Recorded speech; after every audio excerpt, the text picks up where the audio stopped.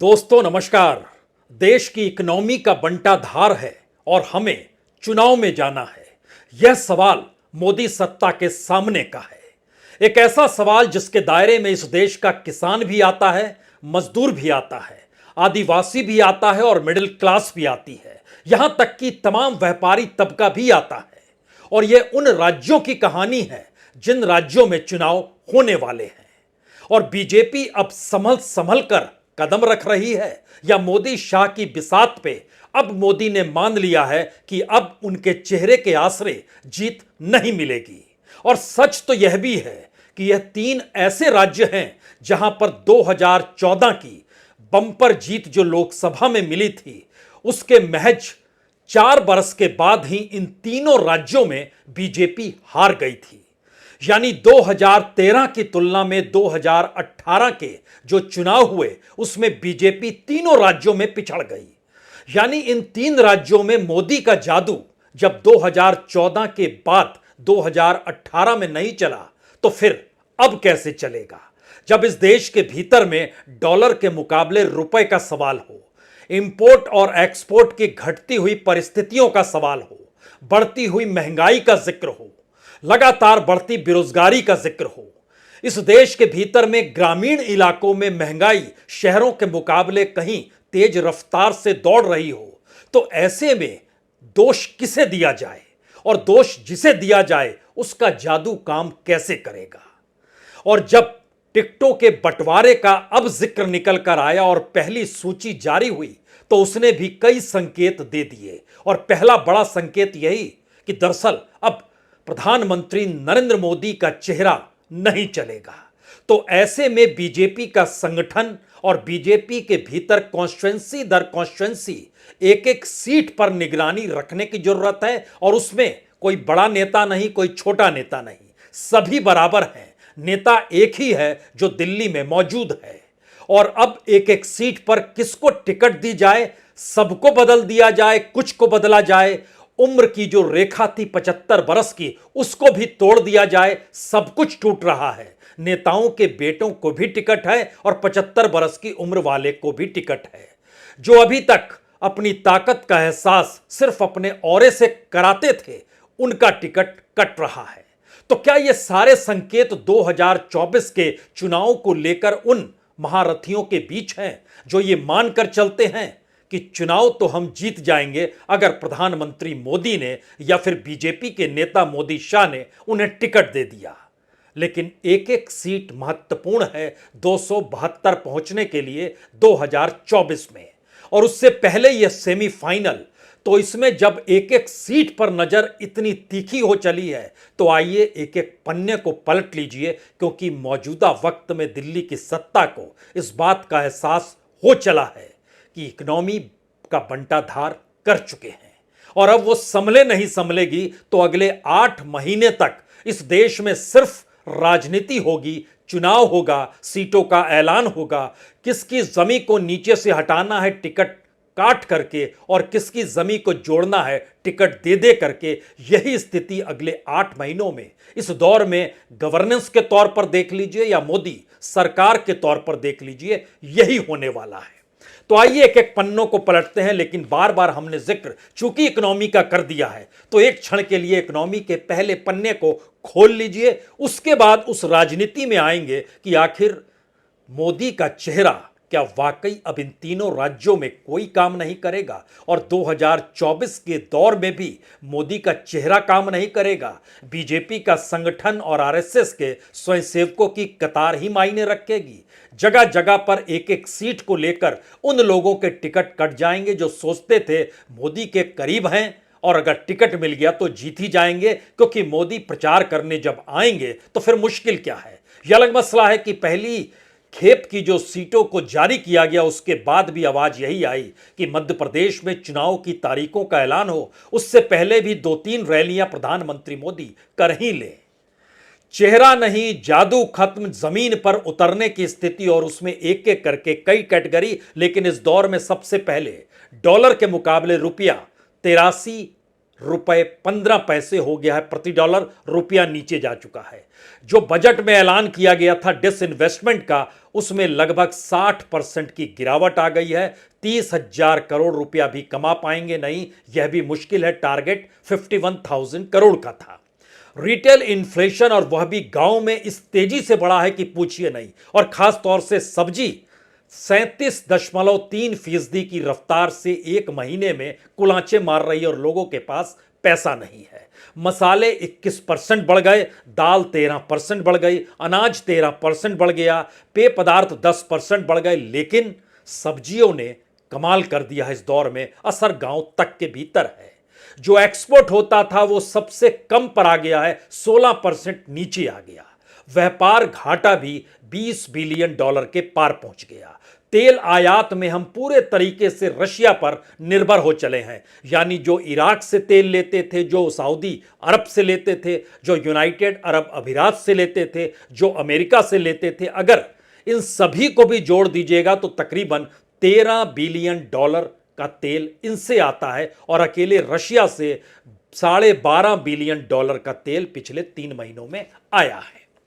यानी इकोनॉमी को कैसे संभालना है, किस रूप में संभालना है, उसकी सबसे बड़ी त्रासदी नजर अगर सूरत में आती है, जहां पर डायमंड फैक्ट्रियों में लगते हुए ताले, 30% तक मांग की कमी, 20,000 वर्कर्स को नौकरी से निकाला जाना, और बीते 4 हफ्तों के भीतर 9 लोगों ने खुदकुशी कर ली जो डायमंड इंडस्ट्री से जुड़े हुए थे। और इसकी दूसरी स्थिति किसानों से जुड़ी है, जो विदर्भ के भीतर में 14 और 15 अगस्त आजादी के वक्त के 48 घंटों के भीतर यवतमाल में सिर्फ 5 किसान खुदकुशी करते हैं एक ही जिले के भीतर। उसमें 35 साल के मनोज राठौड़ भी हैं, 42 साल के शालू पातर भी हैं जो आदिवासी महिला है, 51 साल के करनू किनाके भी हैं, यह भी आदिवासी किसान हैं, और 45 साल के नामदेव वाघमारे भी हैं, और 42 साल के रामाराव राठौड़ भी हैं। ये सभी यवतमाल के हैं। लेकिन ये पहली बार है कि हर 6 घंटे के भीतर, या एक दौर में खुदकुशी होती थी 6 घंटे के भीतर, वह घटकर 3 घंटे के भीतर एक एक खुदकुशी विदर्भ में हो रही है। आखिरी आंकड़ा जो 15 अगस्त तक का आया, उसमें इस बरस बताया गया 1,570 किसानों ने खुदकुशी कर ली।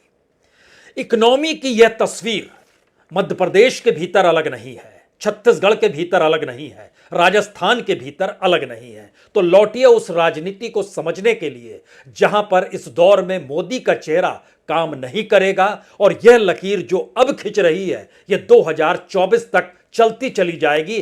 कितनों के टिकट कटेंगे लोकसभा चुनाव में, जो अपने आप को कद्दावर समझते हैं, अभी से चेत जाएं।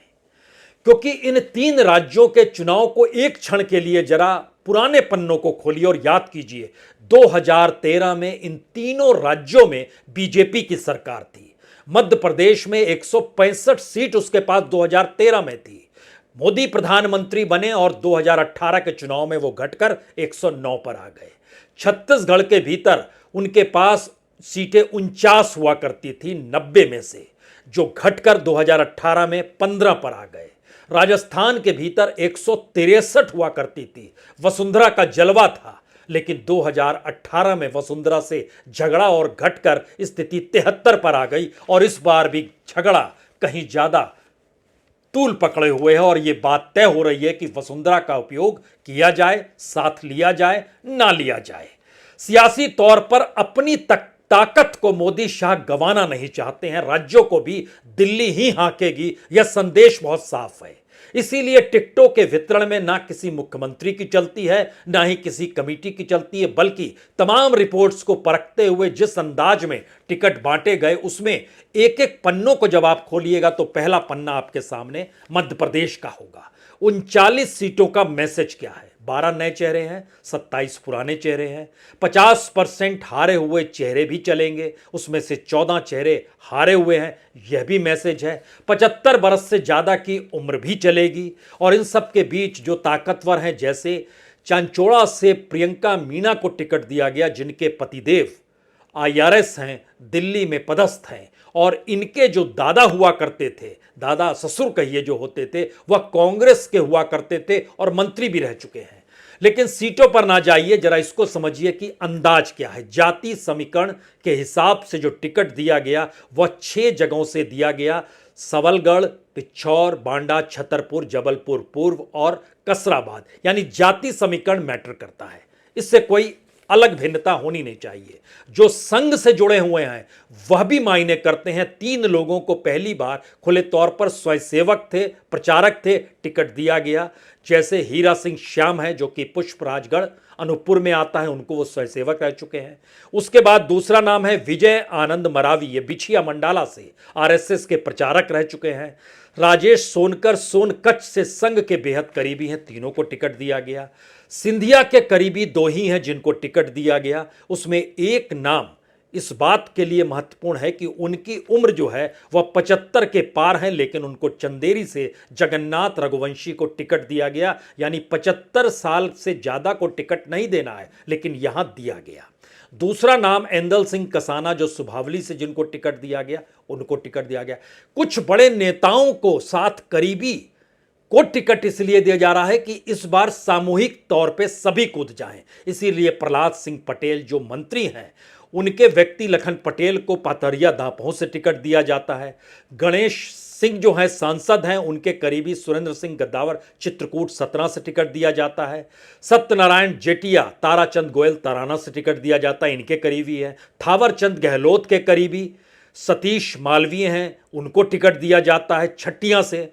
नड्डा की टीम में थे ओम प्रकाश धुर्वे, उनको भी टिकट दिया जाता है डिंडोरी से।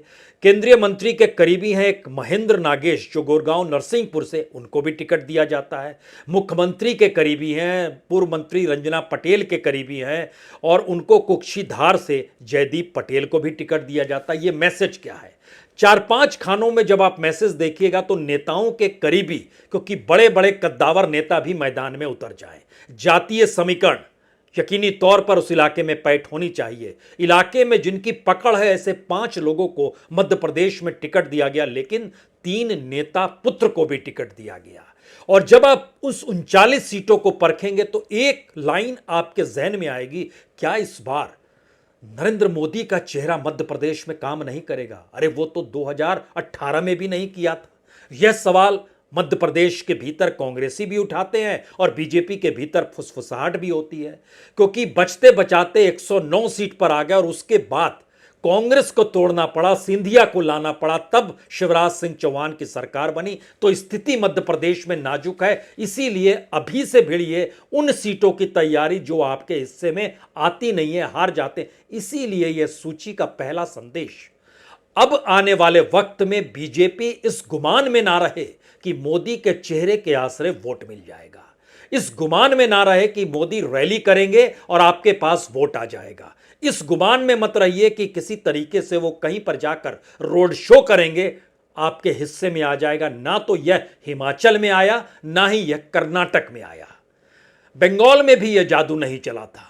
लेकिन इन परिस्थितियों के भीतर पहला बड़ा मैसेज जो मध्य प्रदेश से निकल कर आया, उसमें एक एक सीट पर एक एक व्यक्ति इसलिए महत्वपूर्ण है कि उसकी राजनीतिक पकड़ अपने तौर पर उस क्षेत्र में कितनी है और कितनी और वो बढ़ा सकता है, और उसमें पूरा योगदान वो स्वयंसेवक हो, बीजेपी का कार्यकर्ता हो, या बड़े नेता जो कि सिफारिश कर रहे हैं हमारे करीब का है ले लीजिए, यूं नहीं ले लीजिए, इस बार जिताना है ये सोच कर लीजिए और मोदी माइनस कर दीजिए। यह अगर मध्य प्रदेश के भीतर की तस्वीर है, तो दूसरी तस्वीर हो सकता है आपके जहन में इस बात को लेकर आए, तब छत्तीसगढ़ का क्या मसला है। छत्तीसगढ़ के भीतर जो 21 सीटों का ऐलान हुआ है, एक भी ऐसी सीट नहीं है जो पिछली बार लड़े थे उनको टिकट दे दिया जाए। स्थिति ऐसी है कि पहली बार जो कलेक्ट्री छोड़कर नेतागिरी में उतरे थे चौधरी साहब, भाजपा के महामंत्री बन गए थे, पिछली बार खरसिया से चुनाव हार गए थे 94,000 वोटों से। इस बार उनको भी टिकट नहीं और वहां से महेश साहू को उतारा गया। और तो और जो राम विचार नेताम होते थे, पुराने कद्दावर नेता, 1990 में पहली बार विधायक बने थे, 2013 तक विधायक रहे और उसके बाद हारे, तब जब देश के प्रधानमंत्री नरेंद्र मोदी बन गए। लेकिन उनकी कद्दावरी की पहचान अगर उस इलाके में है तो रामानुजगंज से उनको इस बार टिकट दिया गया, यानी नए हैं अपने तौर पर। लेकिन सब कुछ बदल दिया गया। छत्तीसगढ़ का भी मैसेज बहुत साफ है कि वहां पर रमन सिंह के भरोसे मत रहिए, वहां पर बीजेपी के किसी भी नेता के भरोसे मत रखिए। उस भावनाओं और उस नब्ज को पकड़ने की कोशिश कीजिए कि कैसे जीत मिलेगी। तो जो पंचायत स्तर के नेता हैं, जिन्होंने शहरों में महापौर तक का चुनाव जीता है, क्यों नहीं उनको सामने लाया जाए। और ऐसी एक बड़ी तादाद आपके जहन में उस दौर में आ जाएगी। 5 महिलाएं इसमें शरीक है जिसको बीजेपी ने टिकट दिया है। तो क्या यह संदेश 2024 तक भी जा रहा है, जो बता रहा है बहुत साफ तौर पर जिस कॉन्स्टिट्यूएंसी के भीतर जिसकी पकड़ ना होगी उसको हटाकर किसी नए को टिकट देने में कोई कोताही नहीं बरती जाएगी, वो चाहे कितना भी धुरंधर नेता अपने आप को क्यों ना मानता हो। और ये धुरंधर वाला एस्पेक्ट जो है एक झटके में राजस्थान के साथ जाकर खड़ा हो जाता है। राजस्थान का मतलब शायद एक ही है, वसुंधरा राजे सिंधिया। और वसुंधरा को लेकर कई सवाल इसलिए बड़े हो चले हैं कि वसुंधरा किसी भी कमेटी में रहेगी या नहीं रहेगी। नहीं रहेगी तो क्या वसुंधरा के लोगों को टिकट दिया जाएगा या नहीं दिया जाएगा। हमें लगता है कि इस प्रक्रिया के भीतर जो जानकारी वहाँ से अलग अलग रिपोर्टों के जरिए हमारे पास आई है, उसने बहुत साफ तौर पर बताया है कि चाहे वो वसुंधरा राजे हो, चाहे शिवराज सिंह चौहान हो, चाहे रमन सिंह ही क्यों ना हो, लीडर अब दिल्ली किसी को नहीं मानती है और कोई लीडर बनने की कोशिश ना करे। वह अपने आप को कार्यकर्ता माने। उसमें तमगा विधायक का लग जाए तो अच्छा है, मंत्री का लग जाए तो अच्छा है, मुख्यमंत्री का लग जाए तो भी ठीक है, लेकिन यह ना सोचे कि वह नेता हो गया है। और ये जो नेता वाला एस्पेक्ट है, इसको पूरे तरीके से धराशायी करना है। और इस धराशायी की स्थिति तभी बन सकती है जब विधायक जो चुनाव लड़ने जा रहा है उसके जहन में बहुत साफ हो। तो राजस्थान के भीतर में जो चुनाव प्रबंध समिति है उसमें वसुंधरा का नाम नहीं, घोषणा पत्र समिति है जिसको संकल्प पत्र कहते हैं उसमें वसुंधरा का नाम नहीं, लेकिन कैंपेन कमेटी बननी बाकी है, यानी चुनाव अभियान समिति बननी बाकी है। तो क्या उसमें जिसका नाम होगा वही दिल्ली के करीब है और दिल्ली उसके अनुकूल होगी, उसमें वसुंधरा का नाम भी हो सकता है क्या? यह तो एक सवाल है। लेकिन अगला सवाल यह है कि आखिर 2 राज्यों की जारी कर दी गई सूची छिटपुट सही, लेकिन राजस्थान का क्यों नहीं किया गया? तो क्या वसुंधरा पर दाव खेलें या नहीं खेलें, अभी भी इसकी उलझन है। वसुंधरा के जो एमएलए हैं जिनकी तादाद इस वक्त 40 से ज्यादा की है, उनको टिकट दिया जाए या ना दिया जाए। और दिया जाएगा तो दोबारा वो लौट कर अगर आते हैं तो फिर वो नाम एक साथ लेंगे या वसुंधरा के इशारे पर ही चलेंगे, तब क्या किया जाए। तो एक बड़ी रणनीति राजस्थान को लेकर बनानी है। लेकिन उसमें एक तरह से यह भी स्थिति है कि पहले ऐलान अगर गहलोत कर देते हैं, जिसका जिक्र वो कर रहे थे कि सितंबर के महीने में 100 उम्मीदवारों का ऐलान किया जाएगा, तो उसके जरिए आसान हो जाएगा गणित भिड़ाना कि किसको टिकट दे रहे हैं और किस जगह पर किसकी जरूरत है। अगर ऐसी स्थिति है तो 3 सवाल राजस्थान, छत्तीसगढ़ और मध्य प्रदेश से निकल रहे हैं। पहला सवाल जो सबसे बड़ा है वह यह है कि अब इन 3 राज्यों के चुनाव के दायरे में सब कुछ दिल्ली तय करेगी और इन राज्यों में कोई भी खुद को बड़ा नेता ना माने। यह पहला संदेश बहुत साफ है। दूसरा संदेश साफ है कि दरअसल इन राज्यों की राजनीति को अपने अनुकूल इसलिए साधना है क्योंकि 2024 की बिसात अलग अलग कॉन्स्टिट्यूएंसी में कैसे बिछेगी, यानी राज्यों के चुनावी जीत के आगे की परिस्थिति 2024 की जीत के लिए प्रधानमंत्री मोदी और अमित शाह आश्वस्त होना चाहते हैं। क्योंकि उनको पता है मध्य प्रदेश के भीतर चाहे 2018 में सत्ता गंवा दी गई हो, लेकिन लोकसभा में दोनों बार लगभग स्ट्राइक रेट जो था, एक वक्त 26 सीट मिली थी 2014 में और 2019 में 28 सीट मिल गई थी। छत्तीसगढ़ में भी यही स्थिति थी, एक वक्त 10 सीट मिली थी, फिर 9 सीट मिली। राजस्थान की भी यही स्थिति थी, 25 सीट एक वक्त मिली, 24 सीट एक वक्त मिली। यानी इन 3 राज्यों को अगर आप एक लहजे में देखिए कि लोकसभा के भीतर इनका कितना योगदान है, तो उसमें बहुत साफ तौर पर आपको नजर आएगा कि 75 सीट तो इन्हीं 3 राज्यों में बीजेपी जीतती है। अगर 75 सीट इन 3 राज्यों से निकल कर आते हैं 2024 में और मौजूदा वक्त में इस तरीके से टिकट वितरण किया जाता है, जहां पर एंटी इनकम्बेंसी मौजूदा वक्त में जीत के बाद भी 2024 में ना क्रिएट हो और हार के बाद भी ना क्रिएट हो, यह पहली बार अपने तौर पर एकदम नई बिसात बताने की स्थिति में है। लेकिन इसका दूसरा हक फिर निकल कर आता है। इस देश की आर्थिक माली हालत ठीक नहीं है और इसका एहसास केंद्र सरकार को नहीं है, ऐसा भी नहीं है। जब किसानों की खुदकुशी हो रही है, इस देश के इंडस्ट्रीज में से वर्कर्स का काम छिनता चला जा रहा है, महंगाई इस हद तक बढ़ती चली जा रही है कि आरबीआई भी हाथ खड़ा कर रही है कि अच्छा वह इस पे काबू करे तो कैसे करे। यह ऐसी चीजें हैं जिसका सीधा इफेक्ट चुनाव के वक्त लोगों की जुबान पर आकर रिएक्शन के तौर पर नजर आने लगता है, जो इस वक्त कम से कम इन तीनों राज्यों में आने लगा है और सबसे ज्यादा मध्य प्रदेश में आ रहा है। और सबसे ज्यादा बेचैनी मध्य प्रदेश को लेकर ही बीजेपी की सत्ता में दिल्ली के भीतर है। इसीलिए जो शिवराज सिंह चौहान लिस्ट बनाकर आए वो नहीं चली, जो सिंधिया लिस्ट बनाकर आए वह भी नहीं चली। नड्डा की टीम ने जो काम किया, सबको मिलाकर नई परिस्थिति में गढ़ते हुए एक एक सीट का निरीक्षण परीक्षण इस रूप में किया गया कि दरअसल एक लोकसभा की सीट के भीतर अगर 6 से 7 विधानसभा की सीटें आती हैं तो जो समीकरण बैठाया जाए वहां के नेताओं के जरिए, जो 6-7 सीटें हैं, उस पर दृष्टि इस बात की भी रहे कि वह प्रभाव 2024 में कम से कम जीत का जरूर डाल दें और इन तीनों राज्यों की जो 75 लोकसभा सीट की जो जीत मिलती है उसमें कोई नुकसान नहीं होना चाहिए। क्या इससे पहले ऐसी स्थिति 2014 या 2019 में थी? नहीं थी।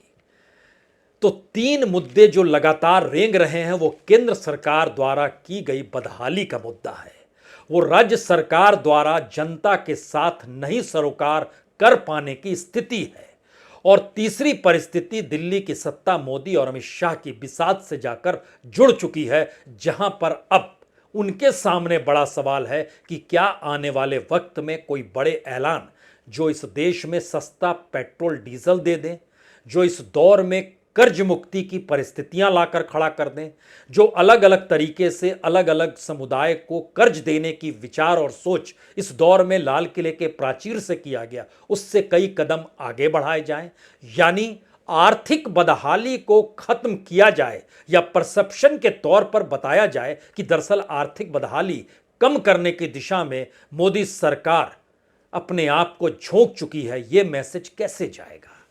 तो सवाल पहली बार सोशल इंजीनियरिंग और सांप्रदायिक तौर पर इस ऐलान का नहीं है कि वोटों का ध्रुवीकरण हो जाए। पहली बार उस जमीन के एक एक कण को परखते हुए दिल्ली 2024 को लेकर निशाना साधने की दिशा में बढ़ना चाह रही है, और यही मंत्र इन 3 राज्यों के चुनाव में दिए जा रहे उम्मीदवारों के टिकट जो हैं और जिनके कट रहे हैं उससे उनको जोड़ना चाहिए। और 2024 में जो कद्दावर लोकसभा के भीतर बैठे हुए हैं उनकी सांसें ना फूलने लगे कि इस दौर में वह मानकर चलते रहे कि मोदी है तो मुमकिन है। इस दौर में स्थितियां नामुमकिन वाली ज़्यादा हो चली है। बहुत बहुत शुक्रिया, बहुत बहुत शुक्रिया।